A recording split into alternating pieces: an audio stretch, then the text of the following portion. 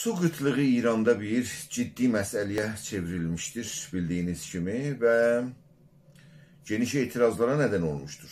Yalnız su qıtlığı deyil, quraqlıq var və çölləşmə var. Bu geniş vasitədə İranda bir məsələ və problemlərə yol açmışdır. Etirazlar diqqət eləsəz Azərbaycanda Urmu gölünün qurumasına geniş etirazlar Urmiyədə və Təbrizdə meydana gəldi. Bir neçə illər bundan öncə. Və indi son zamanlarda İsfahanda və ondan qabaq Əhvazda geniş etirazlar meydana gəlmişdi və orada bu etirazların sonucunda bir çox insan canını itirmişdi bu etirazlarda və çoxları da tutulub və zindana atılmışdırlar. Bəluçistandan geniş vasitədə səslər qalxdı, etirazlar bilindi.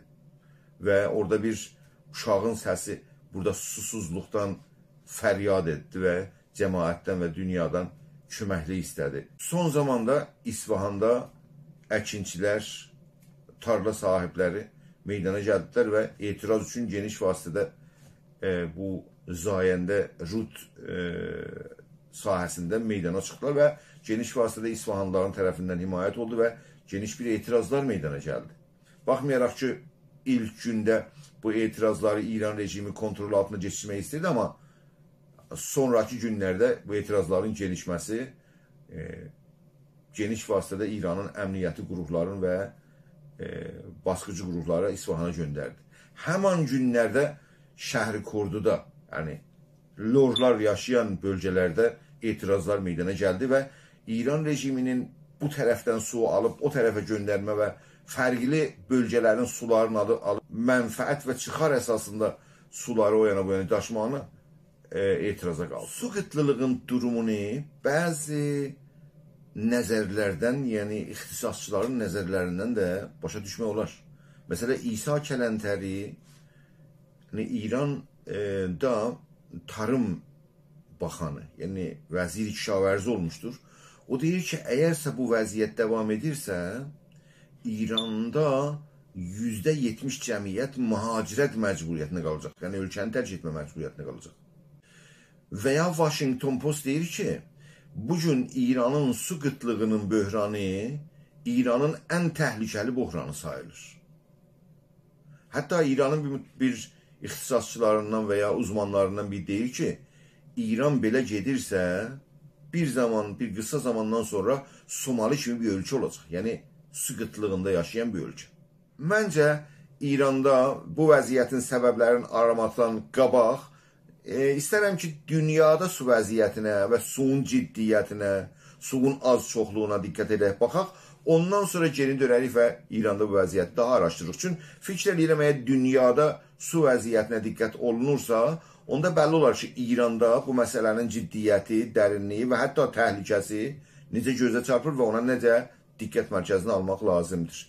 Dünyanın üzündə ki sular, yəni dünyanın %74'ünü su almıştır və %26'sı quruluqdur.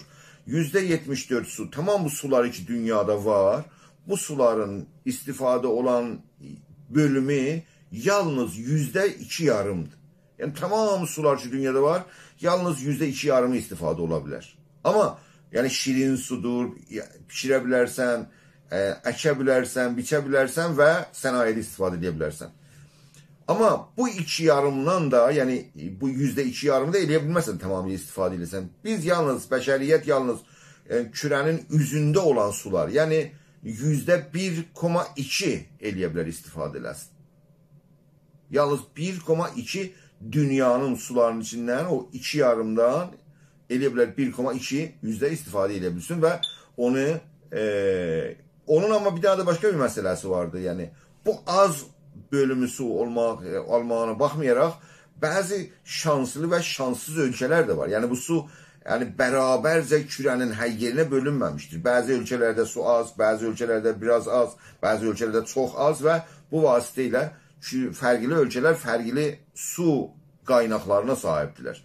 Bunların içində İran o şanssız ölkələrdəndir. Yəni İran beynəlxalq orqanların dəyərləndirməsinə görə 200 ölkənin içində 24 az su olan ölkələrdən sayılır. Hətta bir uzmanın və mütəxəssisin sözlərinə qulaq asırdım. O deyir ki, İranı bəlkə 3 ən az su olan ölkələrdən biri hesab edirdi. Siz bu vasitələ edə bilərsiniz ki, İran ümumiyyətdə o, yəni coğrafiyayı mövqeyidə, qərar tapan mövqeyidə ümumiyyətdə su baxımından zəif, az, qıtlıq və davamən su qıtlığı və sonra quraqlıq, ondan sonra da və davamında çölləşmə məsələsi bir ciddi bir məsələdir və elə ona görədir də bugün etirazların meydana gəlməsi, fərqli şəhərlərdə etirazların meydana gəlməsi, orada bu cəmiyyətin gələcəyin təhlükəsini və susuzluğun təhlükəsini görməklə və hətta belə bir zehniyyət və ya belə bir analiz də var ki, gələcək savaşların umumu da bu su savaşları adlanacaqdır. Yəni, su qıtlığı üstündə savaşlar bəlkə fərqli bölgələr və hətta fərqli ölkələr arasında meydana çıxa bilər. İndi bunu bildikdə İrana geri dönəlim. İranın su qıtlığının səbəblərini iki faktorda aramaq olar. Birisi təbii faktorlar, birisi insani faktorlar. Birinci səbəblərdən ki, İranda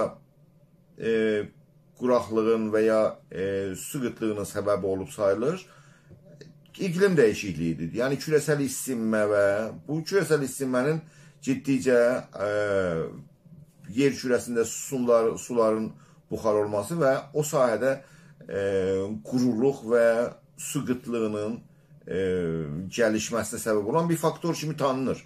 İran sahəsində yəni dəqiq araşdırmalar, bəlli bir araşdırma yoxdur ki, görsətsin.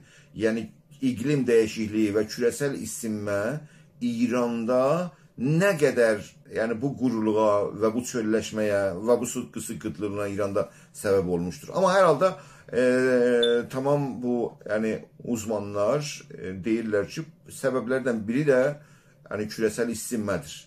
Amma əsas məsələ İranın bu duruma gəlməsini insani faktorda, yəni müdiriyyəti faktorlarda, yəni yönetimdə və siyasət qoymada axtarırlar. Başqa faktoru ki, çox önəmli bir rol oynar İranın bu insani faktoru içində, İranın cəmiyyətinin ciddicə artmasıdır.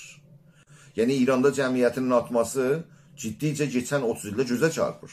Mesela İranda, yəni bugün araşdırmalara görə İranın zərfiyyəti və potansiyeli yalnız 60 milyon insana var. Amma o 60 milyonu ki, bugün bir nəfər bir su istifadə edir, o suyun 6'dan birini istifadə eləsələr, yəni hər bir insan bugünkü məsrəfin 6'dan birini istifadə eləsə və İranın cəmiyyəti 60 milyon olursa, su qıtlılığına bəlkə bir son qoymaq olar. Amma cəmiyyət bugün 80 milyondur və su məsrəfi də elə mövcud şəraitdə geniş vasitədə çox yüksəkdir. Ona görə bu sahədə cəmiyyətin genişliyi, yəni cəmiyyətin 30 il bundan qabağa baxdıqda 2 bərabər olması və təbiətən 2 bərabər olmasının məsrəf 2 bərabərdir. Yəni yemək 2 bərabərdir, giymək 2 bərabərdir, əkmək 2 bərabərdir və bu vasitə ilə su istifadəsi geniş vasitədə, yəni normlara uyğun olmayan və ehtiyacı qarşılamayan bir səviyyədə davam etməkdədir. İkinci və mühüm faktor ki, ələ alınır İranın bu qıtlığına səbəb olub, düzənsiz irəliləmə planlarıdır. Düzənsiz tarımın genişməsi, yəni kişavärzinin genişməsi və əkin-biçinin genişməsidir. Yəni, bu gün baxdıqda, yəni vəziyyətə baxdıqda, mövcud suları, İranda mövcud suların istifadəsinin %92 tarıma, ya kişavərziyə, əkin-biçinə gedir. %92'si. %6'sı sənayedə məsrəf olur və %2'si də şəxsi istifadələrdə və evlər içində istifadədə. Bu duş almadır, bu su əlləri yumadadır və ya dişi fırçalamadadır və ya yemək pişirmədədir. Yəni, bu vasitə ilə ən böyük geniş vasitədə su aparan İranda tarım və ya əkin-biçindir. Və o əkin-biçin ki, İranda bugün ümumiyyətdə çölləşmə bir durumdadır. Yəni, İranda yalnız İranın torpaqlarının %15'ində bu əkin-biçin mümkündür. və o %15-i %92 su özünə alır, amma lazımi cavabı və lazımi bazdeyisi yoxdur. Yəni bir düzənsiz, hesabsız, kitabsız bu əkin biçini ölkədə geniş vasitədə problemlərə yol açmışdır. Yalnız o deyil. Mesela indi bu sunun qıtlığında geniş vasitədə dərin su quyularının qazılması iznisiz, iznili və hətta bir sayda 1 milyon bu dərin quyuların qazılması və suları, yəni yeraltı sularını bu vasitə ilə istifadə olması və bu yeraltıların suundan geniş vasitədə istifadə olmasının nəticəsində bu toprağın köçməsi, bu deyil, Farsça neşəst-i zəmin deyirlər, bu toprağın köçməsinə səbəb olur. Və toprağın köçməsi nəticəsində, yəni o toprağın istifadə olması daha imkansızdır. Yəni, neçə yüz illər bəlkə çəkə bilər ki, o torpaq, yəni onun su boşalmış, onun fərqli layələrində suların boşalması və onun oturması onun yeri də olsun və bu imkansızdır ondan istifadə eləməyə. Və bugün İranın ərazisinin yarısı çöllükdür, yəni kəvirdir və onun bir balaca bölümü, şimal bölümlərində zətdə biraz əkin və imkanları, biraz vəziyyət yaxşıdır. Ondan sonra başqa yerlərində əcaib dərəcədə su qıtlığı gözə çarpır. Başqa səbəblərdən adını çəkirsək, barajların, sədlərin vurulması. Əcaib dərəcədə çox sayda barajlar və sədlər vurulur və suları normal axımının qabağını alırlar və o vasitə ilə ciddicə quraqlığa səbəb olurlar.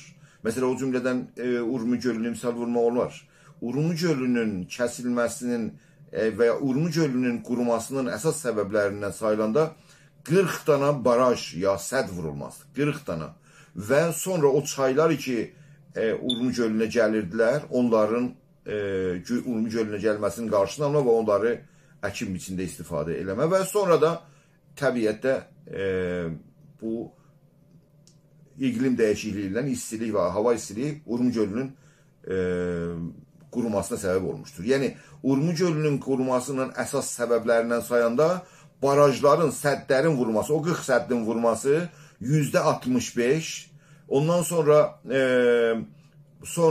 suların qarşısını almada, çaylar ki Urmi gölünə gəlirdə çayların qarşısını almada %20 və hava isinməsinin və iqlim dəyişikliğinin səhmi %15'dir. Və bunlar səbəb olub ki, Urmi gölü bugün bu vəziyyətdə ölümcül bir halda düşsün və ciddi bir trajedi bölgədə yaransın. Yadınıza gəlirsə, bir neçə gün bundan qabaq xəbərlərin başında duz tufanları, duz fırtınaları meydana çıxdı və o fırtınalar için yüzlər kilometr eləyələr irəliləsin və geniş vasitədə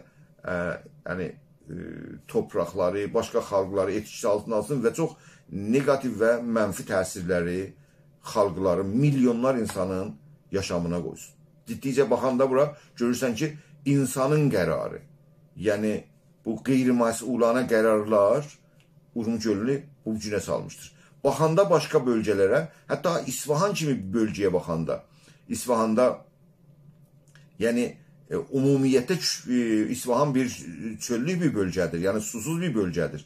Amma indi orada başqa bir bu mərkəzçilik və ya şəhərçilik, öz şəhərimə baxım və ya öz Fars bölgələrini bəcətmə və çöllükdə sərməyə qoyma İsfahanda ümumiyyətdə əkin biçini çox atmışlar. Halbuki orada əslən əkin biçinə şərait yoxdur. Tamamı ixtisasçılar və uzmanlar deyirlər ki, İsfahanda yəni əkin biçin ola bilməz, ora üçün çöllük bir yoldur. Amma orada əkin biçini qurmaq üçün başqa bölgələrdən suyu gətirib oraya yetirmə və başqa bölgələrdə suyu gətirmə ilə bu vasitə ilə, yəni ekolojik sistemi bir-bir vurmaqla hətta İsfahanın özünə də ciddicə ziyan verib. Ya məsələn, orada polad fabrikasını qurma.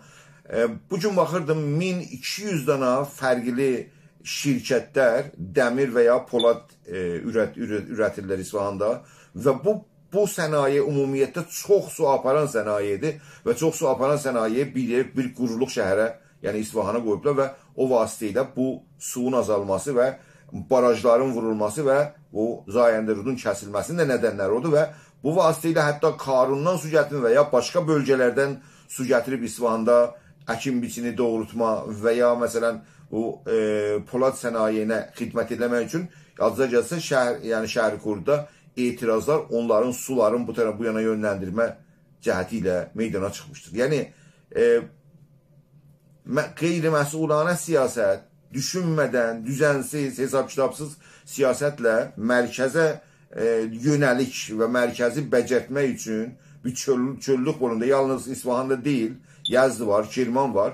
O bölgələrdə bu sənaye, yəni çox su aparan sənayeni genişdirmə və əkin biçini orada genişdirmə əmələn geniş vasitədə su qıtlığının çoxalmasına İranda səbəb olmuşdur. Azərbaycana gəldikdə hər kəsə bu sual yarana bilir ki, durum Azərbaycanda su mövzusuna gələndə nədir? Su qıtlığı Azərbaycanda varmı? Azərbaycana baxdığında, yəni birinci növbədə Azərbaycanın geçmiş yaxın tarixinə baxanda Urmu gölünün quruması, yəni Azərbaycanın göz bəbəyinin gözlər qarşısında quruması və onun tarixini biraz dedim. Bilə-bilə, yəni bir müəyyən bir təxribatçı siyasət əsasında Urmu gölünün bu günə düşməsinin nəticəsini görürük. Amma su məsələsinə başqa sahələr baxanda Azərbaycan daha həman Azərbaycan deyil. Məsələn, Təbrizə baxanda Təbrizin Səbəlanın, Səhəndin, Mişovun zirvəsindəki buzluqlar,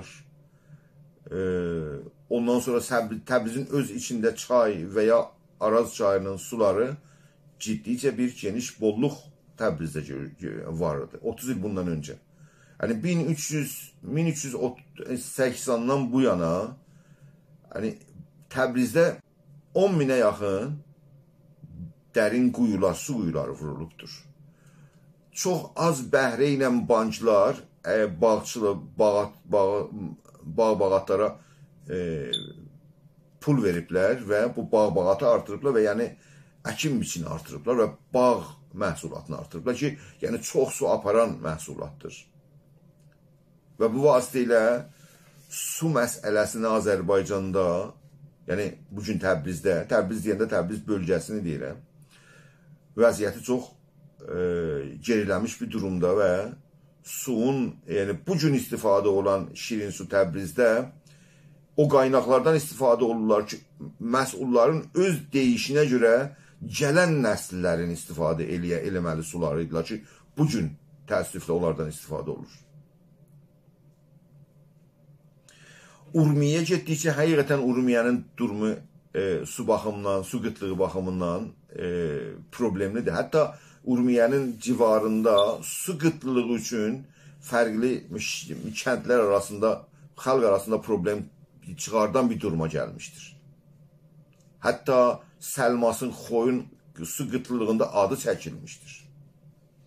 Zəncana gəldiyində geniş vasitədə %83 ərazi ya az qıtlıq, su qıtlığı və ya çox şiddətlə su qıtlığı arasında dolanmaqdadır. Hətta Zəncanda bu vəziyyət vardır ki, yəni toprağın köçməsi, neşəsti zəmin deyirlər.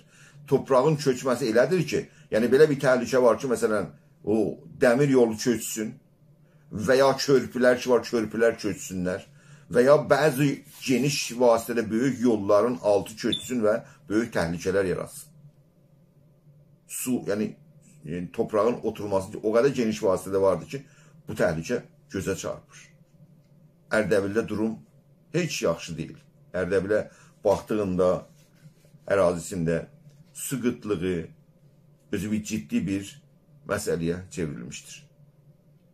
Azərbaycanın durumu ümumiyyətlə keçən 30 ilə baxanda və cəmiyyətin artışlığına və bu əkin biçin və bağ-bağata yetişmə məsələsində su qıtlığı geniş vasitədə Azərbaycana yerləşmiş və Azərbaycanın kiçik və böyük şəhərlərində, mən bugün baxırdım, çox ciddicə söz konusudur. Yəni, yalnız su böhranı Azərbaycanda, su böhranı Ərdəbildə və bunları vurub internetdə axtarırsınız, tamamilə su böhranı Azərbaycanda bir ciddi məsələyə çevrilmişdir.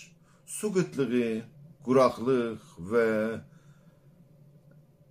çölləşmə məsələsinə çözüm ürətmə və ya çözüm arama və axtarma məsələsinə gəldikdə ciddicə problemlər var. Acaba İran İslam Cumhuriyyəti o məsuliyyəti daşıya bilərmi ki, dövlət səviyyəsində bir düzgün plan və proqram aparsın? İran İslam Cumhuriyyətindən daxili istimar siyasətinin qaldırılması və İranın paralel qalxınmasına, tosiyəsinə imkan varmı? Yəni, farslarla qeyri-farsları bir səviyyədə görmə və onların bölgələrinə paralel formada gəlişdirməsinə, plan və proqram töyməsinə bir imkan varmı? Bu suallar çözümsüz suallardılar. Hətta bugün İrana baxanda İranın durumu həqiqətən trajik bir durumdur. Və ən önəmli olan xalqın, yəni xalqların İranda bilinci, su məsələsində, suyun ciddiyyətində bilinci 0 dərəcədədir. Yəni bu sistemin, yəni dəyişilməsinə bir dövlət tərəfindən bir siyasət qurulmalıdır, bir də xalq tərəfindən bilinclənməlidir və xalq o suyu düzgün formada istifadə etməsi ilə gələcəyə bir ümid yaratmalıdır. Amma xalqda belə bir bilinç varmı? Yoxdur. Ona görə İranın su qıtlığı çözümü ürətmək həqiqətən bir neçə məchuli bir maddiyə bənzər ki, onun cavabını tapmaq çox çətindir. Məsələn, cəmiyyət məsələsində ki, İranın bugün 60 milyon cəmiyyəti olmaq lazımdır və bugünkü hər bir insanın məsrəfinin 6-dan biri məsrəf olmalıdır suda. İran İslam Cumhuriyeti'nin rəhbəri İranın cəmiyyətini %150 milyona qaldırmaq istəyir. Bu siyasətlə cəmiyyət məsələsinə, bu su qıtlığında çözüm gətirmək olarmı? Tarım və əkin-biçin sahəsində düzgün və geniş siyasət götürmə və daxili istimarı siyasətinə son qoyma və İranın fərqli bölgələrini paralel formada qalxmasını və tosiyəsini əyarlama İran rejiminin, bugünkü rejiminin əlindən gəlirmi? Belə bir siyasəti götürə bilirmi? Bugün İranın çöllənmiş bölgələrində və ya ümumiyyətlə çöl bölgələrində, yəni İsfahan, Kirman, Yəzdə, əsasən ora əkin-biçin qurulmamağı və hətta sənaye, su aparan sənaye qurulmamalıdır. Ora bu vəziyyətdə su sənayeni qoymağı siyasətini dəyişə bilərmi? Orada o siyasət dəyişsə, milyonlar insan o işlə orada məşğulsa, onların başına nə gələcəkdir? Dəyişə bilirmi o işi? Ümumiyyətlə, uzmanlar umutsuzluğu sunmurlar. Umutsuzluqdan müdafiə etmirlər. Çalışırlar bu problemə, bu geniş problemə çözümlər tapsınlar. Amma həqiqətən şərait buna uyğunmu?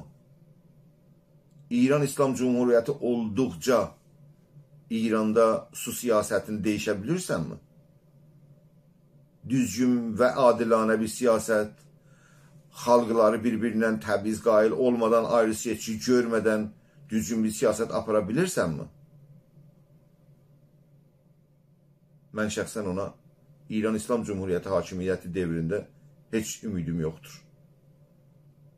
Bəlkə gələcək bir dəyişiklikdə düzgün bir addımları, adilanə bir addımları və təxəssüsi bir addımların atılmasına İran İslam Cumhuriyyətindən sonra bir ümid yaratır.